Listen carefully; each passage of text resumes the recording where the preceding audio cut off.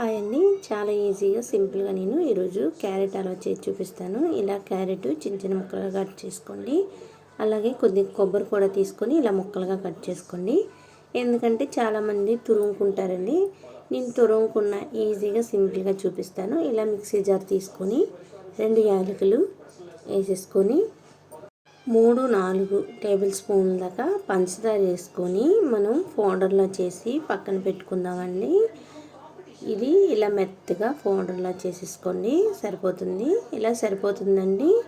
ఇప్పుడు ఇదంతా తీసి పక్కన పెట్టేసుకొని ఇదే మిక్సింగ్ బౌల్లోకి నేను చిన్న చిన్న ముక్కలుగా కట్ చేసి పెట్టుకున్నాను కదండి, ఆ క్యారెట్ వేసుకొని ఒకసారి ఇది ఇలా పీస్గా గ్రైండర్ అవుతే సరిపోతుంది. ఇలా మిక్సీ పట్టుకోండి, సరిపోతుంది. ఇప్పుడు ఇదంతా తీసి పక్కన పెట్టేసుకొని ఇదే మిక్సింగ్ బౌల్లోకి కొబ్బరి కూడా వేసి గ్రైండ్ పెట్టి పక్కన పెట్టేసుకున్నామండి. ఇప్పుడు 4-5 టేబుల్ స్పూన్ల దాకా నెయ్యి వేసుకొని ఆ నెయ్యిలోనూ క్యారెట్ వేసి అలాగే కొబ్బరి కూడా వేసేసుకొని వేయించుకుందామండి. మీడియంలో సిమ్లో పెడుతూ 2 నిమిషాలు మీడియంలో 2 నిమిషాలు సిమ్లో పెడుతూ వేయించుకుందామండి. త్వరగా వేగిపోతుంది. ఇలా వేయించేసుకున్నాక కలుపుతూనే ఉండాలండి, మళ్ళీ మాడిపోతుంది చూసుకోండి. ఇలా కలుపుతూనే వేయించుకుంటూ ఉండాలండి. ఇలా చక్కగా పొడిగా అయిపోయింది చూసారండి. కొద్దిగా దూరగా వేగింది కదండి. ఇప్పుడు 2 కప్పులు నేను పాలు వేసుకుంటున్నానండి. 2 కప్పుల వరకు వేసుకోండి. పాలు చిక్కటి పాలు వేసుకోండి, మరి పలుసుని నీళ్ళు కలిపేసుకొని వేసుకోవద్దు. చిక్కటి పాలు ప్యాకెట్ నుంచి తీసుకొని ఒక 1/2 లీటర్ ప్యాకెట్లో 1/2 లీటర్ వేసుకోండి, పాలు సరిపోతుంది. 1 కప్పున్నర షుగర్ వేసుకోండి. నేను ఈ తురుము 3 కప్పులు వేసుకున్నాను కదండి. 3 కప్పులు క్యారెట్ వేసుకున్నాను, 1 కప్పు కొబ్బరి వేసుకున్నాను కాబట్టి నేను కప్పున్నర షుగర్ వేసుకొని ఇలా బాగా కలుపుతూనే ఉండండి. మీడియంలో సిమ్లో పెట్టి ఇలా కలుపుతూ వేయించుకోండి.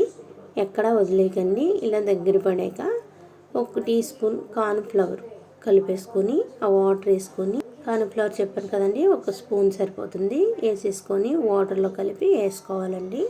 ఇలా వేసుకొని బాగా చిక్కపడే వరకు ఇలా కలుపుతూ ఉంటే మనకి క్యారెట్ హల్వా రెడీ అయిపోతుందండి. చక్కగా టేస్టీగా పంచదార పొడి చేసుకున్నాం కదండి, ఆ పొడి కూడా వేసేసుకొని ఇప్పుడు బాగా మళ్ళీ ఒక 2 నిమిషాలు కలపండి. ఎందుకంటే షుగర్ వేసాం కాబట్టి మరలా జిగురుగా వస్తుంది కాబట్టి మరలా దగ్గర అయ్యే వరకు కలుపుకుంటే సర్వింగ్ బౌల్లో సర్వ్ చేసుకుంటే మనకి వేడి హల్వా రెడీ అయిపోతుందండి. చాలా బాగుంటుంది క్యారెట్ హల్వా. ఒకసారి ఇలా చేయండి, పిల్లలు చాలా ఇష్టంగా తింటారు. వారంలో 2-3 సార్లైనా చేసి పెట్టమంటారు. పంచదార అనేది 1 కప్పున్నర మాత్రం వేసుకోండి. నేను మొత్తం 4 కప్పుల దాకా తీసుకున్నాను. ఎందుకంటే షుగర్ ఎక్కువైపోతే క్యారెట్ ఆల్రెడీ షుగరే కాబట్టి మరలా మీరు షుగర్ ఎక్కువ వేసుకుంటే పిల్లలు తినడానికి ఇష్టపడరు. చూసుకోండి, 1 కప్పు అయినా సరిపోతుంది. కప్పున్నరంటే కొద్దిగా స్వీట్ ఎక్కువ ఉంటుంది. అలాగే జీడిపప్పు వేసుకొని గార్నిష్ చేసి ఇలా సర్వింగ్ బౌల్లో సర్వ్ చేసుకుంటే వేడి హల్వా రెడీ అయిపోయిందండి. ప్లీజ్ లైక్ చేయండి, సబ్స్క్రైబ్ చేసుకోండి.